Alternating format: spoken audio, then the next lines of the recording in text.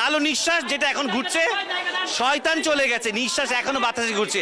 এই বাধাটা অতিক্রম করবেই, এই জেনারেশন করবে করবে করবে। ওরা লাস্ট কখন এক গ্লাস পানি খেয়েছে আমি জানি না, ওরা কখন বসেছে 5 মিনিটের জন্য আমি জানি না। সব কিছু এত ওয়েল অর্গানাইজ, আর্মিরা, স্কাউটরা, ক্যাডেটের যেভাবে করে এক্স্যাক্টলি তারা সেভাবে করছে। এইটা সেলুট দেওয়ার মতো, একটা দুইটা 10টা 1000 সেলুট দিল খুবই কম হবে। যত বাধা আসবে এই জেনারেশন তত এগিয়ে যাবে।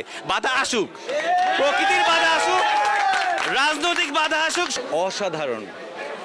এইটা আমি যত ভাষায় প্রকাশ করব আমার চোখ দিয়ে পানি বেরোয়, ভাষাটা অন্যভাবে অববাহিত হবে। মানে আমি কেন, এটা আসলে এই বাংলাদেশকে আগে কেউ কখনো দেখেনি, এবং এই বাংলাদেশটা হচ্ছে আমার বাচ্চাদের বাংলাদেশ, যে বাচ্চাগুলো আমাদেরকে কথা বলতে শিখিয়েছে, আমরা ওদেরকে কথা বলতে শিখেছি, আমরা তাই তো বিশ্বাস করি, আসলে ভুল। ওরা আমাদেরকে সত্যিকারের বাক স্বাধীনতাটা কি সেটা শিখিয়েছে। এই যে অভিনেতা থেকে একজন স্বেচ্ছাসেবী, এটা কেমন? জি বুঝি না, আবার বলেন।